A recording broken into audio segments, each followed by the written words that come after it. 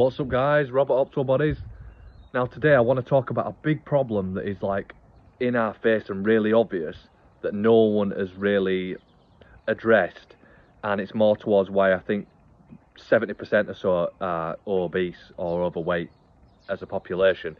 And I think a big factor in this is what we put in our mouths the first thing in the morning. What is the most popular thing that people use there for breakfast, and what's sold down, what has aisles and aisles of it in supermarkets?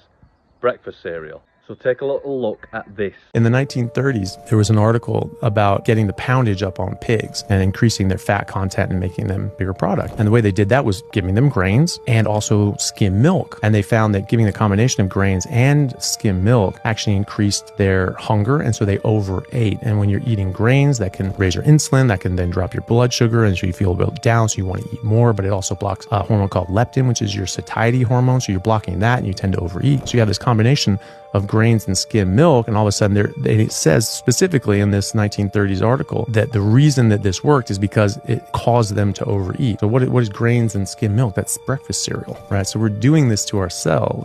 When I saw this video, it just a light bulb moment in my head. I thought, oh my god, they know exactly what they're doing, the people that make this food, and physiologically that is what it's doing to us.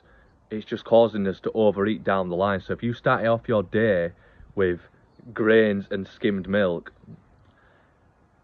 we're getting barely any sort of essential nutrients, protein, we're getting sugar crashes. Of course we're going to be hungry. 2 hours later or so, your body's going to be like, well, where's the things we need? Keep eating. So if you're still hungry, you shouldn't be hungry for hours. You should have a meal and be satiated for a long time. If you're still hungry, that is your body saying, I need more. You haven't given me what we need, but the food you have given me, I'll store that as fat for a rainy day, but you haven't given me any essential nutrients, amino acids, fatty acids, DHA, EPA, vitamins A, D, E, K, whatever it may be, choline, anserine, taurine, carnosine, the list goes on. So can you please keep eating? But if you eat the wrong thing, I will store it as fat, and I think that is what is going on. So what can we take from this? The big number one thing to start your day, in my eyes, is either going to be fasting, because your body has a lot of body fat they can live off, and if you are eating some sort of cereal, carbohydrate based breakfast, orange juice, toast, whatever it may be, jam, all this crap, then you're going to block that fat burn because your insulin levels rise. It's going to block leptin, so you're going to be hungrier. So fasting is a great easy option, and everyone's in a rush in the morning, so get out the door, take your food with you, have it at dinner. Or if you're just somebody that likes having breakfast and they are hungry, then this is where we need to be very careful what we put in our bodies. We're sending the right signal to our body, to our satiety, etc. So what can you have? You want to go for protein and fat. What would I recommend? Eggs, maybe avocado if you respond okay to it. Like it's actually okay to have like bacon and mince and steak for breakfast if you want. Eat like a king, but focus on protein and fat. Nice little omelette. You could have some eggs, bacon, maybe a bit of cheese in there if you respond okay to dairy.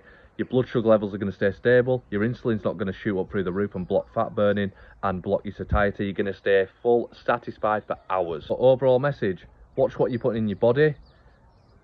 Don't get drawn into these fancy breakfast cereals. It's funny how they'll put like a friendly Tony the Tiger on the front of it to draw your kids in, or do you remember when you used to get like a little prize in there?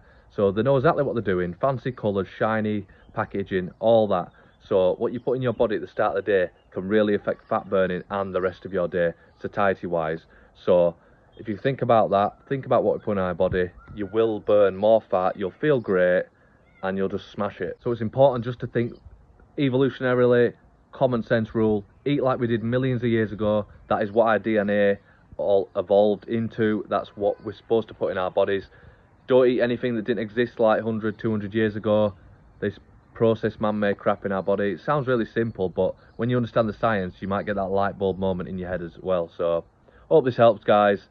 Let me know how you get on. Any questions, please like, share, subscribe, all that jazz. Robert Opto Bodies signing out. Cheers.